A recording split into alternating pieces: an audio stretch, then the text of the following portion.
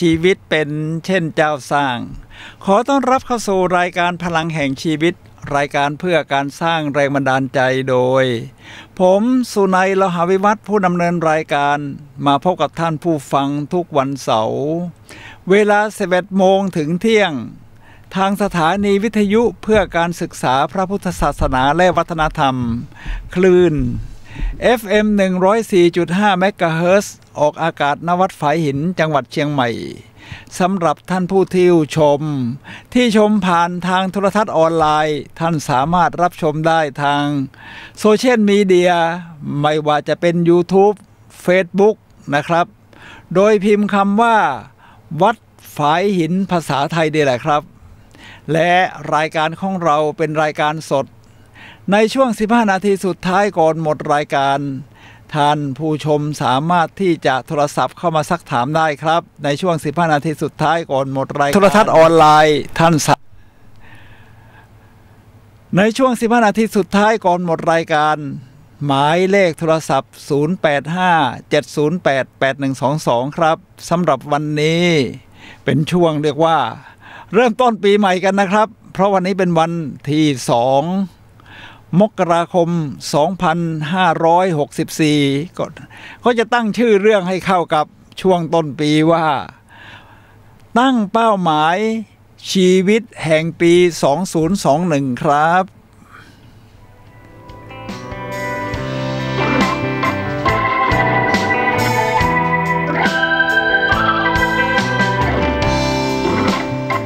ท่านผู้ฟังครับก็ขอสวัสดีปีใหม่กับท่านผู้ฟังอีกครั้งหนึ่งครับเข้าสู่ปี 2021 หรือพุทธศักราช 2564 แล้วก็วันนี้เป็นวันที่2เดือนมกราคมครับก็เรียกว่ายังสดหมาดๆยังอยู่ในช่วงถือว่าเป็นวันปีใหม่อยู่นะครับก็สวัสดีปีใหม่กับท่านผู้ฟังแล้วนะครับทีนี้เวลาขึ้นต้นปีใหม่นี่ความนิยมชมชอบของผู้คนก็คือปีใหม่เริ่มแล้วนะเนี่ยเราจะมาตั้งต้นชีวิตกันยังไงดีมันก็เริ่มการตั้งเป้าหมายมีคนส่วนใหญ่นี่นะครับก็จะตั้งเป้าหมายกันต้นปีนี่แหละครับแต่ว่าทำอย่างไรเมื่อระหว่าง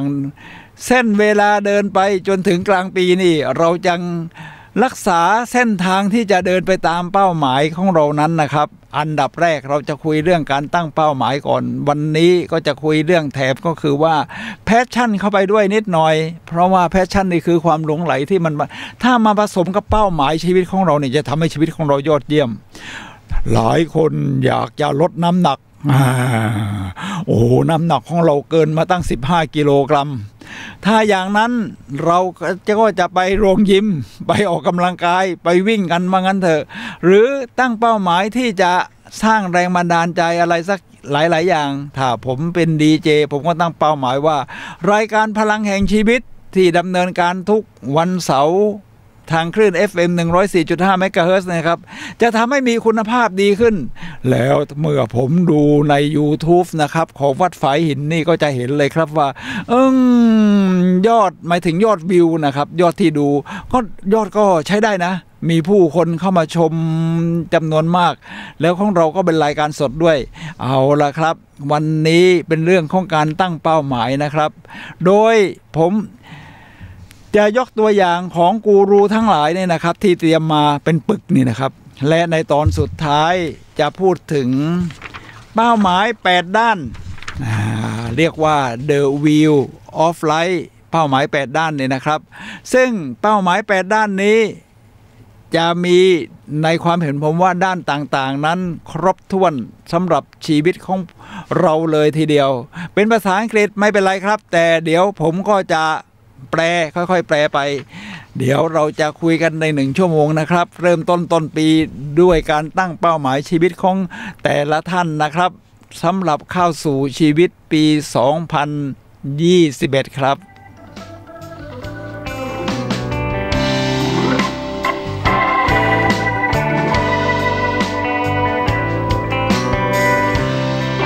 เราจะเริ่มจากกูรูทั้งหลายกันก่อนครับท่านผู้ฟังครับ กูรูทั้งหลายนี้ที่ผมได้ค้นคว้ามาก็จะเริ่มจากเรื่องเด็กๆก่อนเพราะว่าเด็กๆนั้นชอบอ่านนิทานแล้วเด็กๆนี่ชอบสร้างฝันอยู่แล้วครับ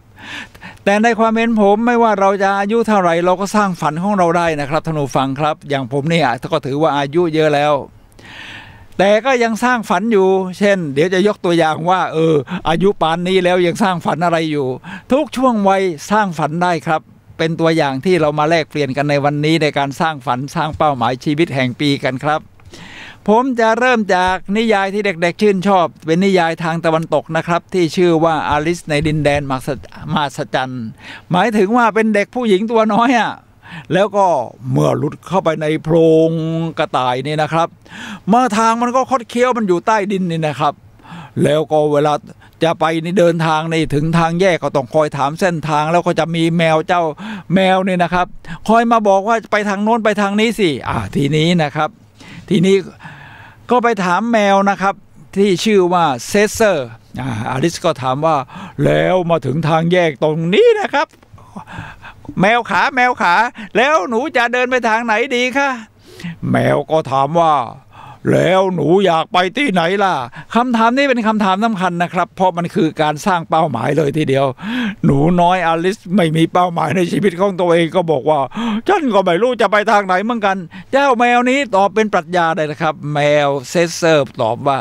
หากเธอไม่รู้ว่าเธอกำลังจะไปไหนไม่ว่าจะเลือกเส้นทางใดก็ไม่ใช่เรื่องสำคัญ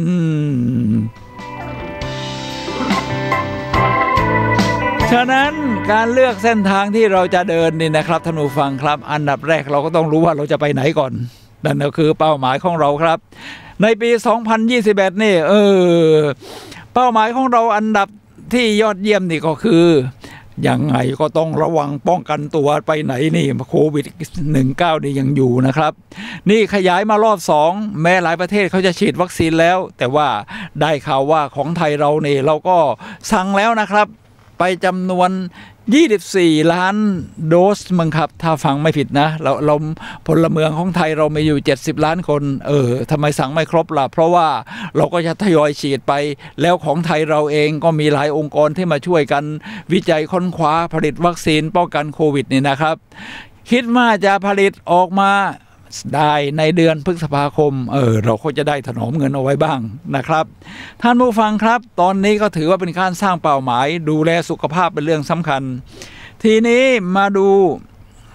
คำพูดของไนติงเกลไนติงเกลนี่เขาคือใครนะครับไนติงเกลนี่นะครับก็จะมีคนกล่าวถึงกันอยู่มากๆก็คือเธอเป็นนางพยาบาลนะครับในยุคสงครามโลกครั้งที่1แล้วเธอก็บอกว่าคือเรียกว่าเป็นต้นแบบหรือเป็นแม่แบบนะครับเป็นเพราะว่าเธอเป็นนางพยาบาลสำหรับพยาบาลที่ทั่วโลกเขาให้ความยกย่องมีคำพูดว่าผู้มีเป้าหมายประสบความสำเร็จเพราะรู้ว่าตนกำลังจะไปที่ไหนนี่ยกตัวอย่างก็เป็นลักษณะของตำนานนะครับทีนี้เอาละครับเรามาถึงสมัยใหม่บ้างที่ว่าถ้าเราจะทำให้ร่างกายแข็งแรงนี่ทำอย่างไรครับมันก็ต้องหาทางสิ่งที่เป็นการสร้างแรงบันดาลใจเราก่อนผมชอบเดินเล่นในห้างสรรพสินค้าครับเพราะรู้สึกว่ามันสะดวกสบายเดินเหินได้คือมันทั้งตื่นตาตื่นใจมันโอโถงผู้คนก็เรียกว่ามาห้างเนี่ยก็ต้องถูกตรวจถูกวัดอุณหภูมิกันก่อนแล้วทุกคนก็ใส่แมสรักษาสุขภาพกันดีครับ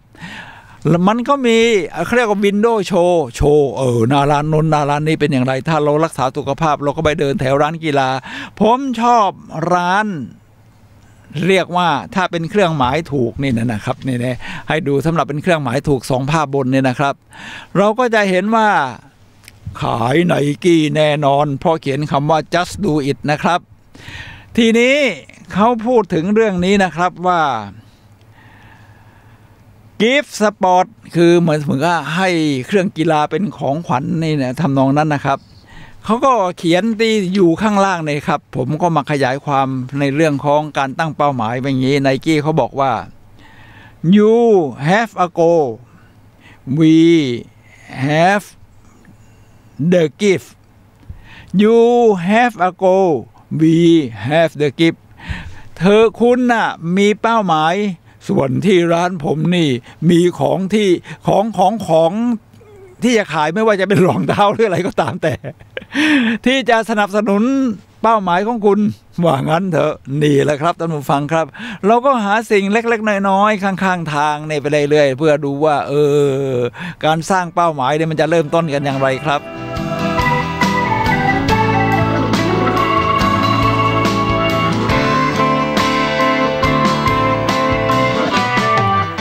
ตอนนี้ผมนำมาจากหนังสือฮาร์วาร์ดนะครับฮาร์วาร์ดมหาวิทยาลัยที่ดีที่สุดแห่งหนึ่งของโลกสอนวิธีคิดเล่ม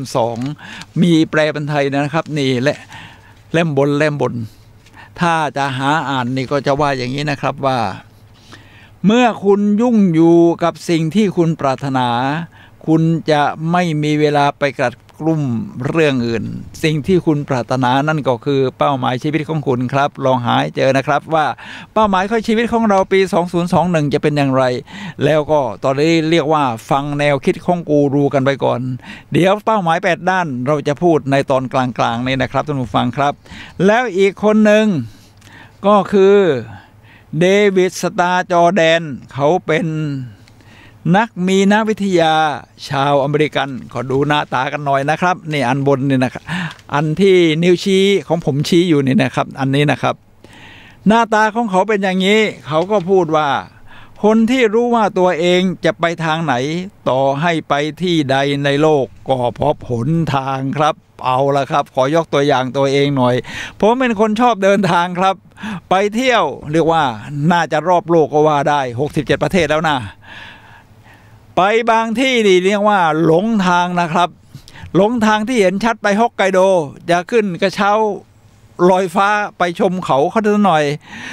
ปรากฏว่าเดินไปทิศตรงกันข้ามมันก็ไม่ถึงภูเขาสักทีหรือที่ขึ้นกระเช้าสักทีท่านผู้ฟังครับไปที่ปารีสจะไปที่พระราชวังแวร์ซายน์ก็หลงทางอีกไปขึ้นรถไฟฟ้าที่สถานีรถไฟฟ้าใต้ดินที่กรุงลอนดอนจะไปที่ลอนดอนทาวเวอร์ปรากฏว่ามันไปคู่กันเส้นนี้มันมี2สายอีกสายหนึ่งมันมาสุดเส้นทางก่อนที่จะถึงสถานีปลายทางแต่ไม่ต้องตกใจครับเพราะในนี้บอกว่าคนที่รู้ว่าตนเองจะไปไหนต่อให้ไปที่ใดในโลกก็พบหนทางครับผมก็พบหนทางจนไปถึงที่หมายจนได้นั่นแหละครับท่านผู้ฟังครับ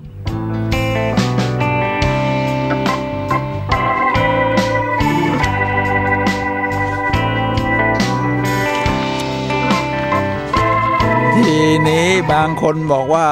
เราไม่รู้ว่าจะหาว่าเป้าหมายชีวิตของเราคืออะไร เราก็ต้องพูดถึงแพชชั่นกันหน่อยคือทำแล้วเนี่ยแพชชั่นหมายถึงสิ่งที่ทำแล้วเนี่ยมันหลงไหลมันชอบมันได้ปลื้มเวลาผ่านไปนานเท่าไหร่เราก็ยังไม่รู้เลยเนี่ยนะครับท่านผู้ฟังครับผมนำมาจากภาพยนตร์เรื่อง Rebel in the Rain นี่นะครับRebel in the Rain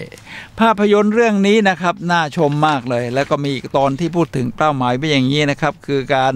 ค้นหาเป้าหมายตัวเองโดยพ่อเนี่ยอยากเป็นนักเปียโน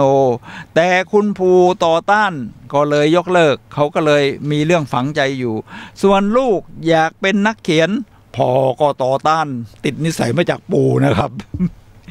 อยากให้หาอาชีพที่มั่นคง คือผู้ปกครองเนี่ยเขาก็ทำตามแนวคิดของเขาด้วยความรู้ที่เขามีเขาก็ชอบความมั่นคงอยู่แล้วยิ่งคนอายุเก่าๆเนี่ยนะครับแต่ลูกยืนหยัดที่ครับที่จะเป็นนักเขียนทีนี้นี่คือเรื่องจริงประวัติชีวิตของนักเขียนชื่อดังที่ชื่อว่าเจดีเซลลิงเจอร์รับบทโดยนิโคลัสฮอลผู้ที่โลกได้รู้จักเขาในฐานะผู้ประพันธ์งานเขียนที่ได้รับความนิยมและเสียงวิพากษ์วิจารณ์อย่างหนักหน่วงในเรื่อง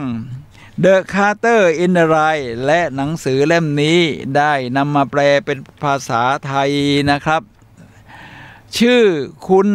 จะเป็นผู้คอยรับไว้ไม่ให้ใครร่วงหล่นฉะนั้นเมื่อเรารู้ว่าเราชอบอะไรผมว่าการที่เราจะยืนหยัดนี่นะครับแม้จะมีผู้ปกครองที่ไม่เห็นด้วยกับเราก็เป็นสิ่งจำเป็นครับที่เราจะต้องยืนหยัด ฉะนั้นเมื่อตั้งเป้าหมายแล้วนะรู้เป้าหมายรู้แพชชั่นของตัวเราเองแล้วเนี่ยนะครับท่านผู้ฟังครับเดี๋ยวในวันเสาร์หน้าเราจะเรียนรู้เรื่องการยืนหยัดว่าเราจะมีความมานะพยายามรักษาเป้าหมายเขาและเดินไปเส้นทางเป้าหมายของเราได้อย่างไรครับ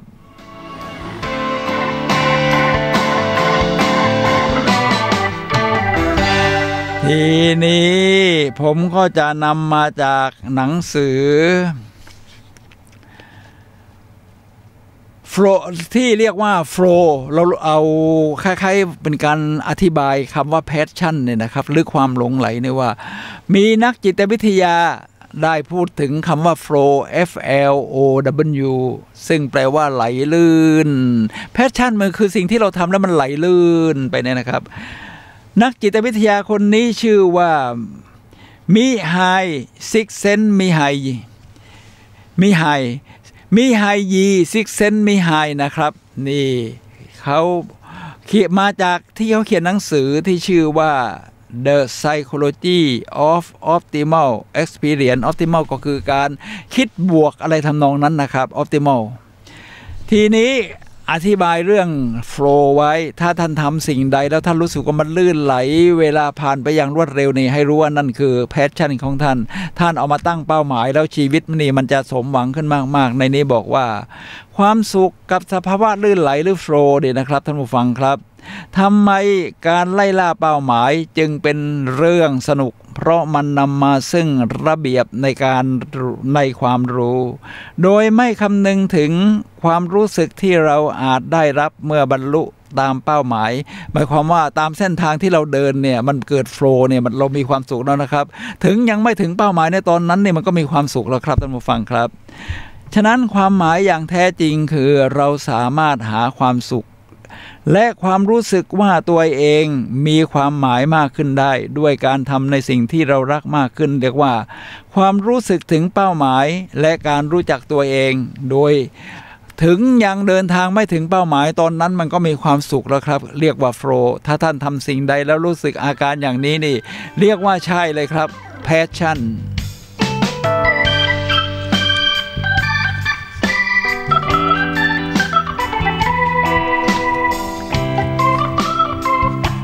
ทีนี้ผมก็จะนำมาจากหนังสืออีกเล่มหนึ่งครับที่คิดว่าผมได้ใช้ทำกิจกรรมในการฝึกอบรมด้วยเพราะว่าผมเป็นวิทยากรด้านการสร้างแรงบันดาลใจซึ่งการจัดฝึกอบรมสมัยนี้เขาไม่ใช่นั่งติดโต๊ะแล้วก็บรรยายฉายสไลด์ไปเรื่อยๆเขาก็จะมีกิจกรรมต่างๆให้ผู้เข้ารับการอบรมเนี่ยนะครับได้ทำกิจกรรมร่วมกันเรียนรู้ด้วยกันเกิดความรู้สึกเกิดอะไรเนี่ยนะครับฉะนั้นเรียกว่า purpose life purpose คือเป้าหมายของชีวิตนี่นะในหนังสือนี้เรียกว่าชื่อว่าสร้างความเปลี่ยนแปลงครั้งใหญ่ด้วยนิสัยแค่ 1% นะนิสัยนี่มันฝังอยู่ในจิตใต้สำนึกของเราแล้วเวลาถ้าเราจะค้นหาว่าอะไรเป็นนิสัยที่ดีนี่มันก็จะเป็นความยอดเยี่ยมคล้ายๆหลักพาเรโตนะครับ80-20ในนี้บอกไว้อย่างนี้ครับว่าในปี 1992 นักจิตวิทยาชาวอังกฤษเดินทางไปที่ศูนย์กระดูกและข้อที่สกอตแลนด์เลือกผู้ป่วย60 คนเพื่อร่วมการทดลองโดยแจกหนังสือเล่มเล็กๆนี่เป็นหัวใจนะครับแจกหนังสือเล่มเล็กๆเอาไว้ทำอะไรอ่ะผมว่าเอาไว้เขียนเป้าหมายนั่นแหละกำหนดกายภาพบำบัดผู้ป่วยด้านหลังมีกระดาษเปล่าว่างๆ13 หน้าแต่ละหน้ามีคำสั่งเหมือนกันคือสัปดาห์นี้ฉันตั้งใจว่าจุดๆแล้วก็ให้ผู้ป่วยนี่นะครับที่รับการรักษาหรือจะมาผ่าตัดเนี่ยได้เติมคำในช่องว่างโดยจงเขียนสิ่งที่คุณตั้งใจจะทำและอธิบายรายละเอียดต่างๆเช่นสัปดาห์นี้ฉันตั้งใจจะไปเดินเล่นที่ไหนเมื่อไรคือผู้ที่ไปผ่าตัดแล้วเนี่ยนะครับไม่ว่าจะเป็นผ่าตัดกระดูกหัวเข่าลำตัวหรืออะไรก็ตามแต่สิ่งหลังจากพักฟื้นแล้วสิ่งที่จำเป็นคือการเดินออกกำลังกายให้เส้นเอ็นที่มันยึดไว้นี่นะครับเนื่องจากว่ามันต้องการปกป้องตรงส่วนที่บาดเจ็บตรงนั้นเนี่ยครับหลังผ่าตัดแล้วก็จะเกิดเอ็นยึดไว้ ผู้ป่วยนี่นะครับที่ได้รับการผ่าตัดจะต้องเดินออกกำลังกายหรือเคลื่อนไหวนะครับเส้นเอ็นพวกนี้มันถึงจะยืดไม่งั้นมันก็จะเกิดเกาะหัวเข่านี่งอเข่าไม่เข้าเลยนะ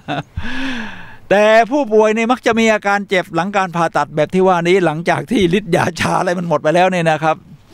ก็ไม่ค่อยอยากจะออกเดินกำลังกายเขาก็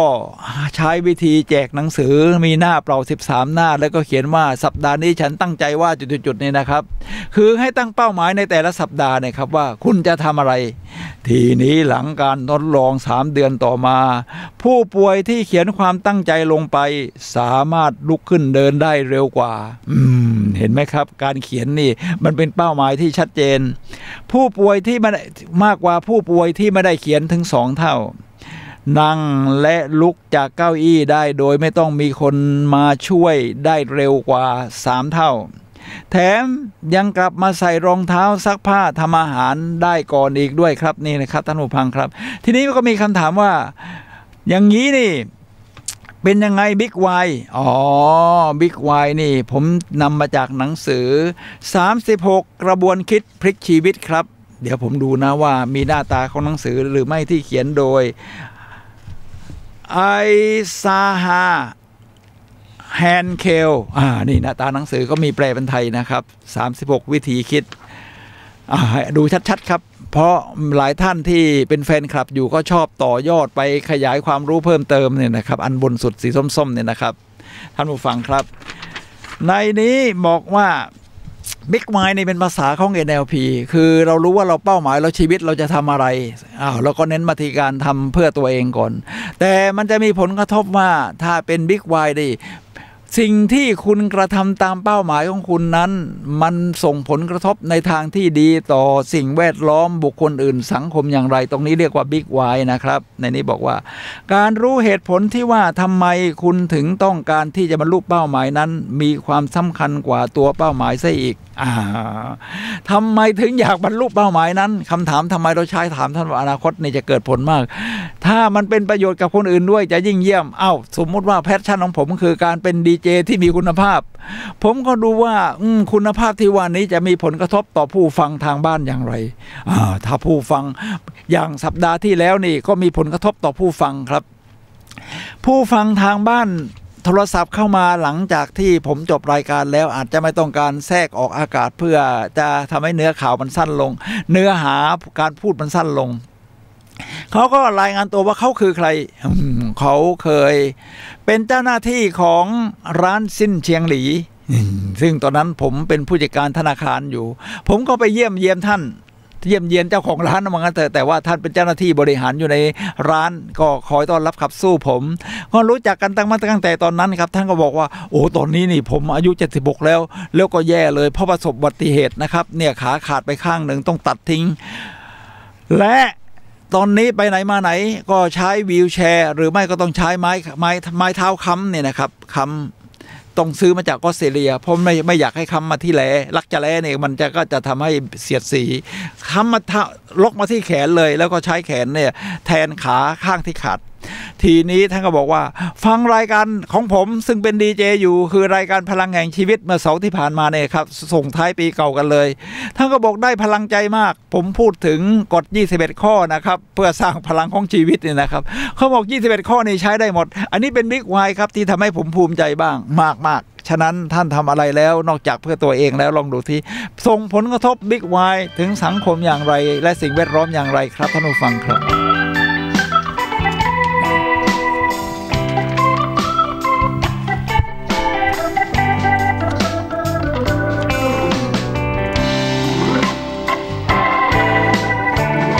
ทีนี้ผมจะนำมาจากหนังสืออีกเล่มหนึ่งซึ่งเป็นกูรูชื่อดังเหมือนกันนะครับชื่อว่าแอนดี้แอนดรูเขาเขียนหนังสือที่ชื่อว่า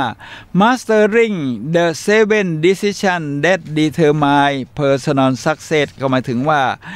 7วิธีคิดหรือ7ทางเลือกเนี่ยที่จะสร้างความอัศจรรย์ของชีวิตก็มีเป็นแปลเป็นไทยชื่อว่าพลังแห่งทางเลือกทั้ง7เพื่อความสำเร็จขั้นเทพชื่อแบบอ อัศจรรย์หน่อยนี่หน้าตาของคนเขียนด้วยและหน้าตาของหนังสือมีแปลเป็นไทยครับซึ่งเดี๋ยวนี้ผมบังอยู่ใช่ไหมครับจะได้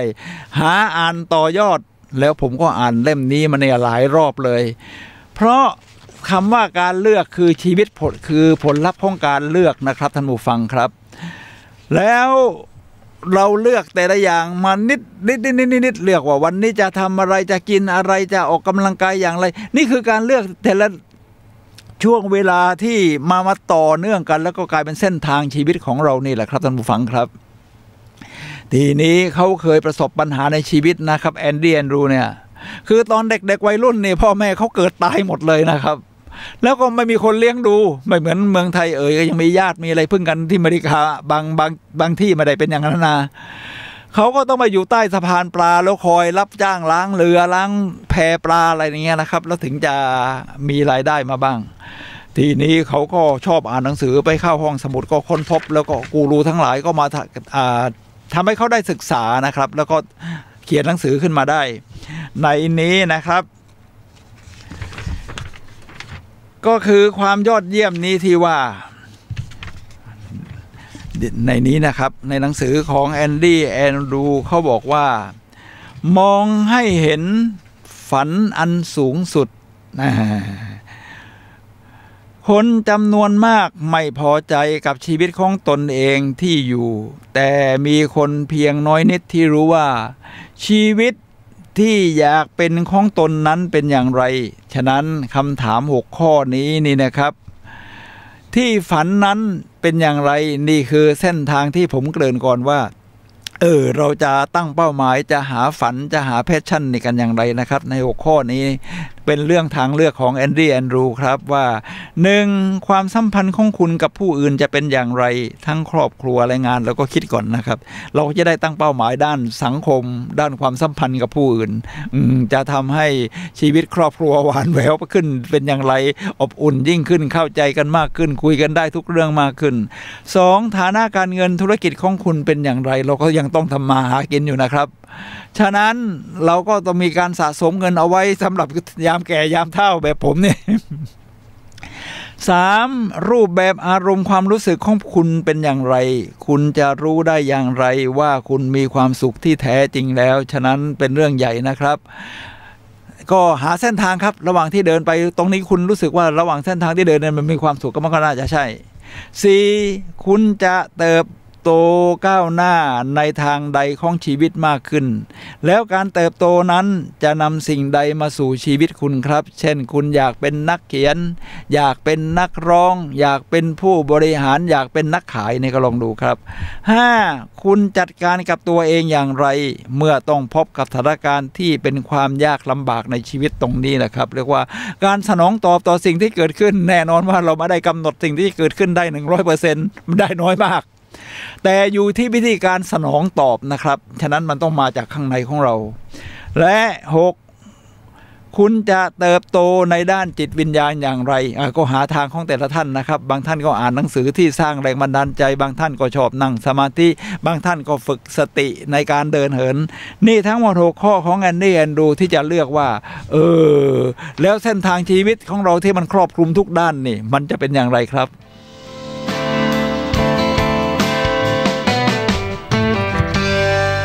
ท่านผู้ฟังครับขณะนี้ท่านกำลังรับฟังรายการพลังแห่งชีวิตรายการเพื่อการสร้างแรงบันดาลใจโดยผมสุนัย เลาหะวิวัฒน์ผู้ดำเนินรายการครับมาพบกับท่านผู้ฟังทุกวันเสาร์เวลา 11 โมงถึงเที่ยงทางคลื่น FM 104.5 เมกะเฮิรตซ์จังหวัดเชียงใหม่หรือโซเชียลมีเดีย YouTube Facebook เนี่ยนะครับพิมพ์คำว่าวัดไฟอินภาษาไทยครับวันนี้เราคุยกันในเรื่องสร้างเป้าหมายแห่งชีวิตปี 2021 ครับก็คือปีนี้แหละครับที่นี่เป็นวันที่2 มกราคมเนี่ยเราเพิ่งเริ่มกันเนี่ยนะครับท่านผู้ฟังครับผมก็นำวิธีการค้นหาแรงบันดาลใจวิธีการหาแพชชั่นให้รู้ว่าเป้าหมายของเราคืออะไรในตอนท้ายจะพูดถึงเป้าหมาย8ด้านตอนนี้ก็อยู่ในเรื่องของกูรูทั้งหลายที่ผมนำมาอ้างอิงครับคนต่อไปก็คือคนดังสตีฟ จ็อบส์เจ้าของ iPhone iPad ตระกูล i ทั้งหลายเขาพูดที่มหาวิทยาลัยสแตนฟอร์ดในวันที่12เดือนจูนก็กรกฎาคมพฤษภามิถุนาปี 2005ว่า วิธีเดียวที่จะทำงานออกมายอดเยี่ยมก็คือเมื่อเรารักงานที่เราทำถ้าคุณยังหางานนั้นไม่เจอจงหาต่อไปอย่างไม่หยุดยัง้งงานก็เหมือนเรื่องของหัวใจเรื่องอื่นๆตรงที่เราจะรู้ว่าใช่เมื่อเราเจอกับมันครับท่านผู้ฟังครับจากสตีฟ จ็อบส์ครับ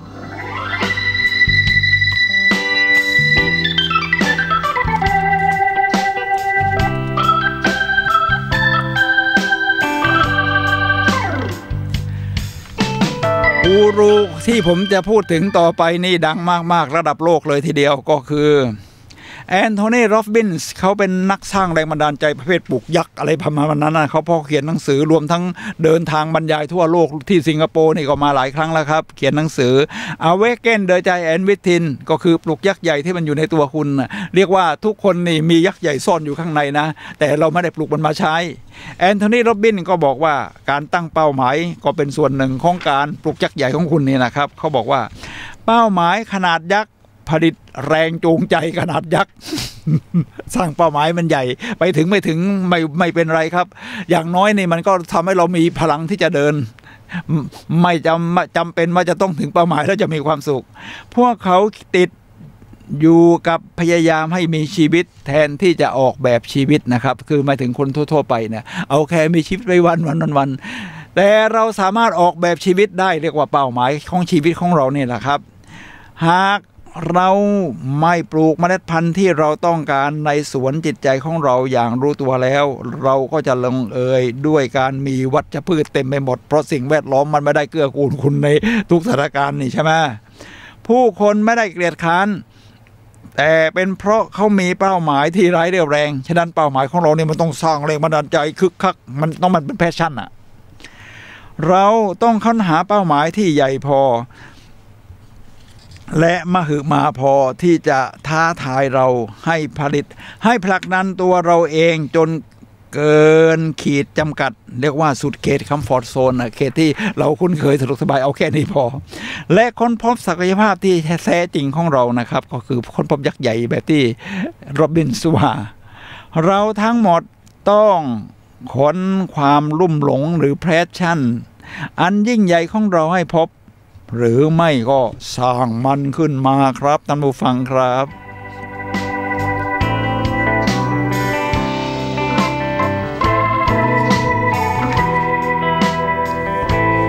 คนนี้ครับแม้จะเก่าแก่หน่อย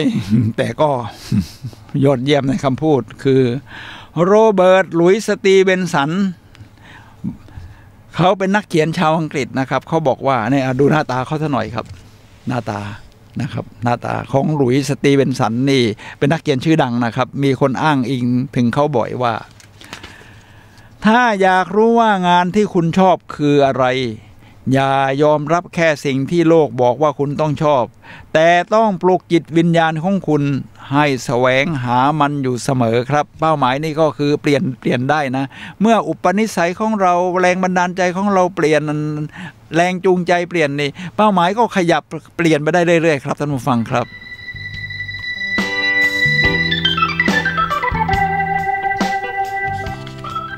แล้วเป้าหมายที่เราตั้งนี้นี่พอตั้งแล้วมันจะสะท้อนชีวิตของเราเป็นอย่างไรครับในระยะยาวมันยอดเยี่ยมอย่างนี้นี่คืองานวิจัยของมหาวิทยาลัยเยลมหาวิทยาลัยท็อป 10 ของสหรัฐอเมริกานะครับในนี้บอกว่ามหาวิทยาลัยเยลเปิดเผยความแตกต่างระหว่างการเก็บความฝันไว้ในใจกับการจดฝันลงไว้เป็นตัวอักษรฉะนั้นรายการนี้ก็แนะนำว่าเมื่อท่านรู้ว่าเป้าหมายหรือความฝันของคุณคืออะไรแล้วเขียนไว้ครับท่านผู้ฟังครับทายดีนี่ก็วิชวลบอร์ดก็คือบอร์ดที่เป็นความฝันของเรานะแล้วเราจะได้เห็นมันทุกวันไงจากนั้นพวกเขาเคยวิจัยกลุ่มเป้าหมายนักศึกษาที่จบว่ามีความฝันหรือไม่โอ้โหนี่วิจัยยาวนะคือตั้งแต่เรียนอยู่นี่อายุประมาณ20ปีหรือกว่าพอจบมาต้องติดตามอีกไปอายุ30-40 ปีนี่เป็น10ปีนะวิจัยยาวมากเด็ก 13% ตอบว่าตนมีความฝันนี่ระดับมหาวิทยาลัยเยลซึ่ง 3% จากในนั้นจดความฝันกับเป้าหมายไว้มีน้อยมากนะครับมีแค่ 3% โดยจดไว้เป็นตัวอักษรและแวะเวียนอ่านย้ำมันเรื่อยๆส่วนอีก 87%เป็นคนที่มีความฝันคลุมเครือหรือไม่มีเลยคือมาเรียนเพราะทางบ้านรวยมั้งครับพอมาอะไรนี้ค่าใช้จ่ายต้องแพงแน่อยู่แล้วผ่านมาอีกเรียกว่าฮิลลารีคลินตันนี่ก็จบจากมหาวิทยาลัยเยลนะรวมทั้งบิลคลินตันอดีตประธานาธิบดีของสหรัฐอเมริการวมซึ่งคนแรกก็เป็นสตรีหมายเลข1ของสหรัฐอเมริกาแล้วบิลคลินตันนี่ก็เที่ยวพูดไว้เลยนะครับในหมู่เพื่อนฝูงเขาว่าผมนี่แหละจะเป็นประธานาธิบดีในอนาคต ก็ลองคิดดูสิว่าเขามีความฝันตั้งแต่ยังเรียนมหาวิทยาลัยอยู่เลยเอาเราต่อส่วนอีก 87% เป็นคนที่มีความฝันคลุมเครือหรือไม่มีเลยผ่านมาอีก20 ปีเป็นงานวิจัยที่ยาวมากคณะวิจัยได้ติดตามดูระดับความพึงพอใจของกลุ่มเป้าหมายปรากฏว่ากลุ่ม 13% คือหมายความว่ารู้ว่าความฝันของตัวเองคืออะไรชัดเจนต่างมีชีวิตแบบชนชั้นกลางโดย 3% ที่บันทึกฝันเป็นตัวอักษรทุกคนทำความฝันของตัวเองสำเร็จหมดบันทึกตัวอักษรนี่จึงสำคัญนะครับณตอนนี้เราต้องทำอะไรบ้างเมื่อใช้ชีวิตเต็มที่กับวันนี้ความฝันจะกลายเป็นจริงได้เองก็คือสะท้อนความฝันนั้นฉะนั้นเป้าหมายชีวิตปี 2021 จดไว้เลยครับบันทึกไว้ในกระดาษหรือในแล็ปท็อปในโน้ตบุ๊กในมือถือก็ได้หมด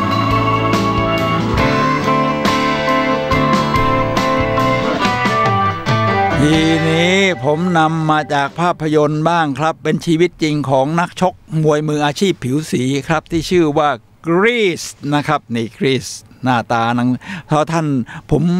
ดูภาพยนตร์เรื่องนี้หลายรอบครับซึ่งก็ชอบมากนะให้โครสให้ดูชัดๆนี่นะครับภาพยนตร์เรื่องกรีซเนี่ยนะครับเป็นเรื่องต่อเนื่องจากร็อกกี้ร็อกกี้นี่ก็เขียนโดยสโตวอลชินเวสเซอร์สโตวอลเนี่ยนะครับเขาอยากเป็นผู้กำกับและเป็นนักแสดงเขาก็ได้เป็นนักแสดงถึงการมีเป้าหมายเมื่อมีเป้าหมายแล้วก็แสดงถึงการยืนหยัดทุ่มเทครับเมื่อยืนอยู่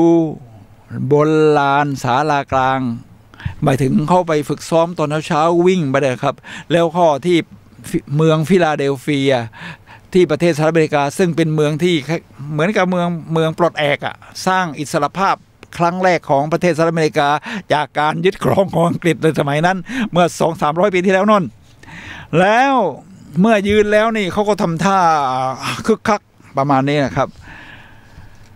พาโวนพูดกับกรีกว่าถ้ามองดีๆจะเป็นทั้งชีวิตของเราจากตรงนี้เรียกว่ามีจุดเริ่มต้นแล้วรู้ว่าตัวเองเนี่ยจะเป็นแชมป์โลกในมวยอาชีพ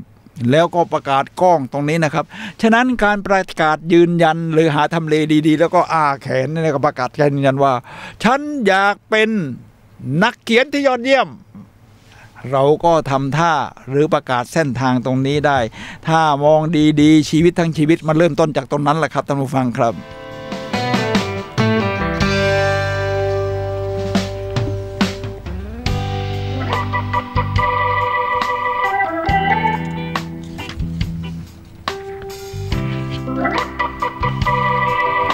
ทีนี้เมื่อมีเป้าหมายแล้วเนี่ยนะครับท่านผู้ฟังครับจะต้องเดินเร็วแค่ไหนกูรูทั้งหลายบอกไม่จำเป็นต้องเดินเร็วกันเอาเป็นเอาตายเพียงแต่ว่าเมื่อเรารู้เส้นทางทิศทางในอย่างน้อยมันไม่เดินหลงทางครับฉะนั้นชีวิตไม่ใช่ความเร็วแต่คือทิศทางครับซึ่งจงกำหนดภูเขาที่อยากปีนแล้วมันจะกำหนดครึ่งหนึ่งของชีวิตกำหนดภูเขาที่อยากปีนไม่ใช่ปีนไปพอใกล้ๆจะถึงยอดแล้วไม่ใช่ภูเขาที่เราจะปีนนะ เหมือนวิทยากรสร้างแรงบันดาลใจเขาบอกว่าเราก็เอาบันไดไปพาดกำแพงแหมปีนไปอย่างเร่งรีบและด้วยความรวดเร็วพอขึ้นไปถึงยอดกำแพงบอกว่าเฮ้ยไม่ใช่กำแพงที่เราจะปีนนี่หว่าคือไม่ใช่เป้าหมายของเรานะอาจจะเป็นเป้าหมายของคนอื่นหรือสิ่งแวดล้อมอะไรก็ตามแต่อันดับแรกที่เราต้องทำคือปีนลงครับแล้วแบกบันไดไปหาเป้าหมายที่เป็นกำแพงใหม่ของเราครับท่านผู้ฟังครับแล้วในนี้ก็บอกว่ากลางทะเลทรายฮาลาฮา คาราฮารีในทวีปแอฟริกามีสัตว์วงวัวและควายชื่อว่าสปริงบ็อกหมายถึงว่าฝูงชนเนี่ยชอบวิ่งตามกันไปนะครับถ้าใครทำอะไรกันเยอะๆคิดว่าจะดีซึ่งมันไม่ได้เป็นอย่างนั้นครับท่านผู้ฟังครับผมขอยืนยันเลยพวกนี้นะครับสัตว์พวกนี้นะครับที่เป็นเหมือนวัวควายที่เรียกว่าคาราเรียกว่าโบวีเดสปริงบ็อกนี่นะครับเวลาจ่าฝูงวิ่งไปทางไหนก็จะวิ่งตามกันไปแล้วเขาก็จะเห็นฝูงวัวควายพวกนี้นะครับตกหน้าผานะครับที่เมืองหรือในเขตแดนฮาราคีดีที่เป็นเรียกว่าเป็นทุ่งหญ้าผสมทะเลทรายที่แอฟริกานะครับเพราะว่าพอจ่าฝูงตกลงไปตัวที่วิ่งตามมาหยุดไม่ทันก็ตกกันไปตัวที่วิ่งมาตามหลังบางทีตกกันไปกับทั้งฝูงโอ้มันเป็นอย่างนั้นนะครับฉะนั้นหาทิศทางของเราให้เจอครับยิ่งโดยเฉพาะเราเป็นมนุษย์เนี่ยนะแล้วผู้นำความสำเร็จมาสู่ชีวิตคือคนที่มองไปยังเป้าหมายของตนเสมอครับท่านผู้ฟังครับนี่คือความยอดเยี่ยมที่ว่าผู้นำความสำเร็จมาสู่ชีวิตคือคนที่มองไปยังเป้าหมายของตนอยู่เสมอ Always keep your goal in sight คือรักษาเป้าหมายของคุณให้อยู่ในสายตานะอ้างถึงผู้เขียนข้อความนี้หน่อยครับคราวนี้เป็นชาวเอเชียบ้างชาวเอเชียนี้เป็นสุภาพสตรีครับที่บ้านยากจนมากเลยชาวเกาหลีแล้วก็ทั้งไม่มีเงินจะเรียนมหาลัยก็ต้องช่วยตัวเองนะครับคือทำงานพาร์ทไทม์อะไรชื่อว่าอิมแจซองผู้เขียนหนังสือจงใช้ชีวิตแบบที่เธอต้องการจริงๆนี่อ่านได้ครับท่านผู้ฟังครับเล่มสีน้ำเงินขาวในประมาณนี้และจงกลับบ้านไปยังที่ที่เราไม่ได้อยู่มาก่อนโอ้โหนี่เรียกว่าเป็นเรื่องของปรัชญาหน่อยเดี๋ยวผมจะอ้างเป็นคนสุดท้ายสำหรับกูรูทั้งหลายนะครับก่อนที่จะถึงเป้าหมาย8ด้านก็คือหนังสือ Wisdom for Winner สักครู่เดียวครับท่านผู้ฟังครับขณะนี้เราเหลือเวลา12นาทีสุดท้ายก่อนหมดรายการท่านผู้ฟังสามารถโทรศัพท์เข้ามาซักถามได้ที่หมายเลข0857088122เบอร์นี้เบอร์เดียวนะครับ0857088122ครับคนสุดท้ายที่จะพูดถึงนี้คือสำหรับอ้างกูรูเนี่ยนะครับก็คือจิมสโตวอนนี่เขาเป็นนักเขียนนะครับที่เขียนหนังสือชื่อ Wisdom for Winners นี่ปกดำๆขาวๆนี่และมีแปลเป็นไทยด้วยนี่ดูใกล้ๆนะครับจะได้เห็นชัดๆเพราะว่าเป็นหนังสือที่น่าอ่านมากครับขอยืนยันได้เลยที่ว่าน่าอ่านมากเพราะว่าคนเขียนโดยเฉพาะจิมสโตวอนเองนี่เป็นคนตาบอดครับท่านผู้ฟังครับปกติมันจะหมดอะไรตายอยากในชีวิตไม่รู้จะเดินไปทางไหนแล้วสิ้นหวังแต่จิมสโตวอนเข้ามาตาบอดเอาตอนเรียนมหาวิทยาลัยซึ่งอาการจะยิ่งแย่หนักเข้าไปอีกแต่เขาไม่ท้อถอยครับเขาค้นหาเป้าหมายอยากเป็นนักเขียนอยากเป็นนักพูดแล้วอยากเป็นนักเขียนแล้วดันตาบอดเขาก็เลยพูดว่าผมไม่เคยอ่านหนังสือที่ผมเขียนเพราะเขามองไม่เห็นเขาก็เลยมาต้องมาศึกษาอักษรเบรลล์แล้วเวลาเขาเขียนหนังสือก็จะมีเลขาคนหนึ่งเขาก็พูดเป็นคำพูดเนี่ยครับแล้วก็เลขาเขาก็คอยบันทึกแล้วออกเป็นตัวหนังสือออกมาให้เขากันกรองอีกทีนึงโดยอ่านให้เขาฟังนี่แหละครับเขาจะได้ปรับปรุงในหนังสือนี้นะครับพูดถึงสิ่งที่ยอดเยี่ยมว่าจงกลับบ้านไปยังที่ที่เราไม่ได้อยู่มาก่อนออกจากคัมฟอร์ตโซนนะว่างั้นเถอะนี่คือเพลง Take Me Home Country Road ของจอห์นเดนเวอร์นี่ในหนังสือนี้อ้างถึงนักร้องคนนี้นะครับจอห์นเดนเวอร์นะครับ Take Me Home คือพาถนนพาฉันกลับบ้านนี่คือประสบการณ์ที่คุณจะได้รับเมื่อค้นพบกับความฝันของตัวเองคือความฝันนี่คือเป็นที่ที่เรายังไปไม่ถึงไงครับฉะนั้นเหมือนกับเรากำลังจะไปบ้านแต่เป็นที่ที่เราไม่เคยอยู่มาก่อนทุกอย่างในชีวิตคุณดูเหมือนจะเข้ารูปเข้ารอยและโลกทั้งใบเหมือนถูกจัดสรรมาเพื่อคุณครับท่านผู้ฟังครับนี่คือความยอดเยี่ยมของกูรูทั้งหลายที่ผมได้ค้นคว้ามาและอ้างถึงครับท่านผู้ฟังในเรื่องของการสร้างฝันสร้างเป้าหมายแห่งชีวิต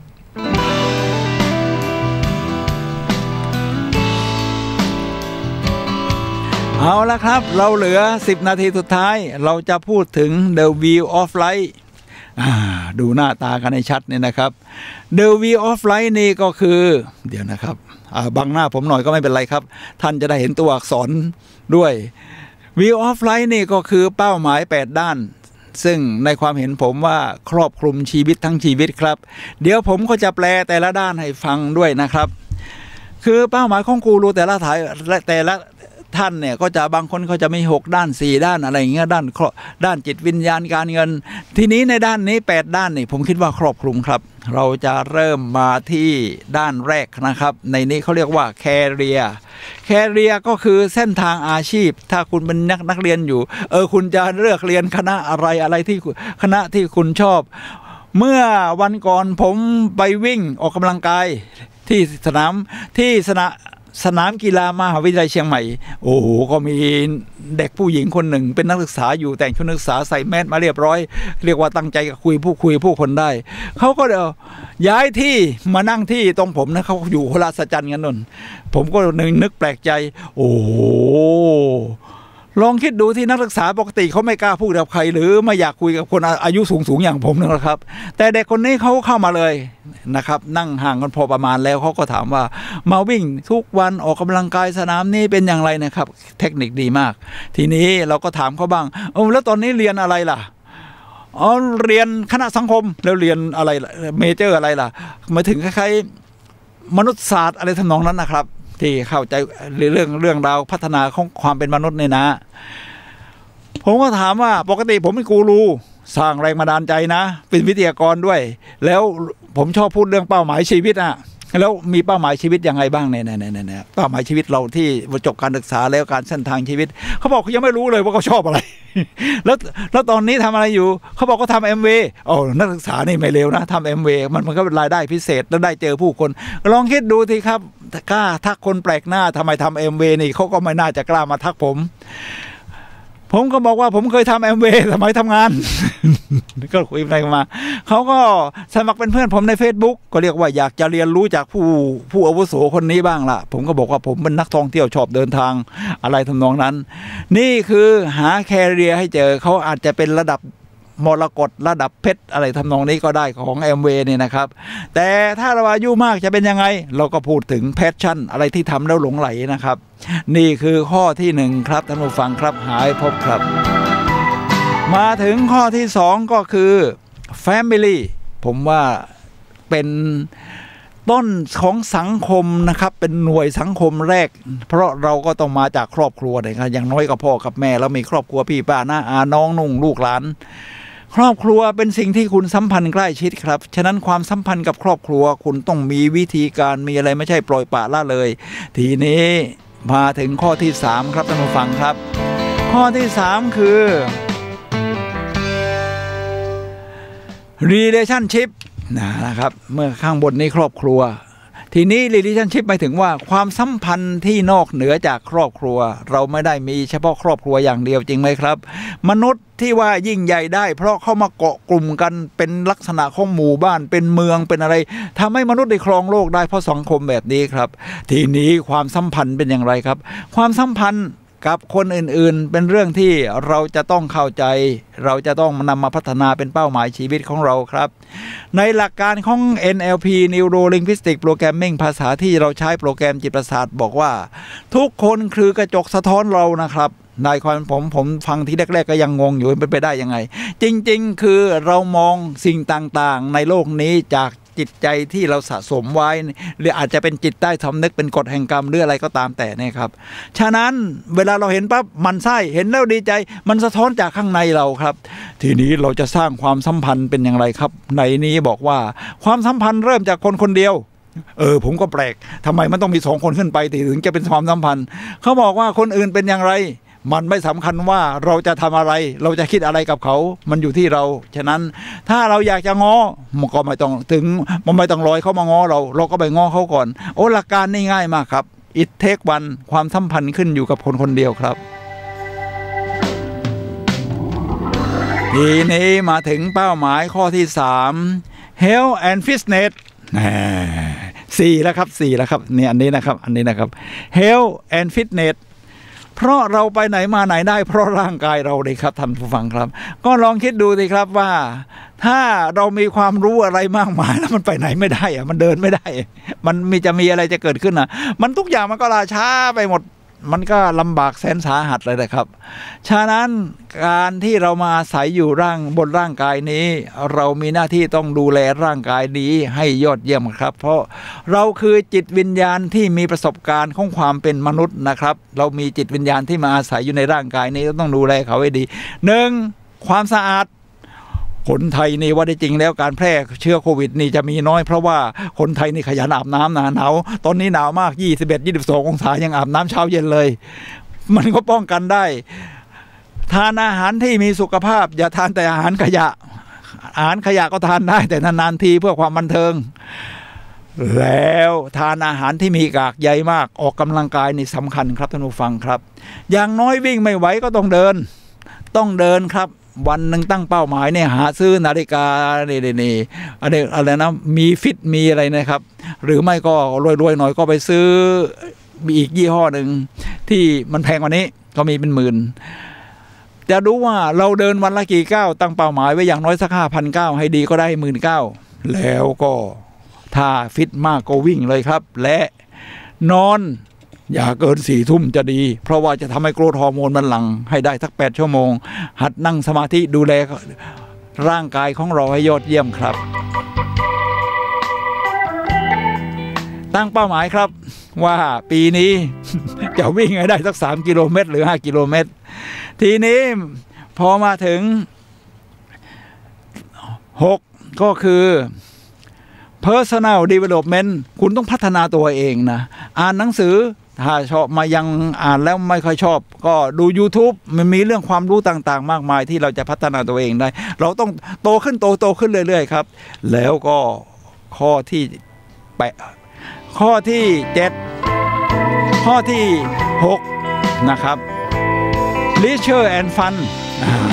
leisure and fun นี่ครับก็คือว่าชีวิตเราก็ต้องมีความรื่นเริงมีความสุขพักผ่อนหย่อนใจบ้างไปชมพระอาทิตย์ขึ้นบ้างเล่นดนตรีหัดวาดรูปอะไรตรงนี้นะครับหาให้เจอครับและข้อที่7ก็คือ significant contribution ก็คือหัดให้มีเงินก็แบ่งปันเรื่องเงินทำบุญทำทานหรือไม่ก็แบ่งปันเวลาแบ่งปันความรู้แบ่งปันความมานะและข้อสุดท้ายนะครับท่านผู้ฟังครับในเรื่องของ spirituality เราคือจิตวิญญาณที่มาอาศัยความเป็นมนุษย์อยู่นี่นะครับท่านผู้ฟังครับเพราะเราไม่ใช่มนุษย์ที่มีประสบการณ์ของจิตวิญญาณแต่เราคือจิตวิญญาณที่มีประสบการณ์ของความเป็นมนุษย์เราก็ต้องฝึกจิตวิญญาณของเราต่อแน่นอนนั่งสมาธินี่คือความยอดเยี่ยมแล้วครับท่านผู้ฟังครับสติปัฏฐาน4กายเวทนาจิตธรรมผมก็นั่งสมาธิของผมทุกเช้าแหละครับเช้ารอบเย็นรอบก็สำนึกถึงเคลื่อนไหวของร่างกายหายใจเป็นอย่างไรความคิดของเราเป็นอย่างไรหรือจะหาวิธีอื่นๆก็ได้ครับฝึกสมาธิมีหลายรูปแบบนี่คือ The Wheel of Life ครับตั้งเป้าหมายทั้ง8ด้านในปีนี้กันครับด้วยการตั้งเป้าหมายชีวิตแห่งปี 2021 ครับท่านผู้ฟังครับและช่วงสุดท้ายแล้วครับผมสุนัย ละหะวิวัฒน์และรายการพลังแห่งชีวิตขอลาท่านผู้ฟังไปก่อนพบกันใหม่วันเสาร์หน้าเวลา 11 โมงถึงเที่ยงทางคลื่น FM 104.5 เมกะเฮิรตซ์เชียงใหม่ครับ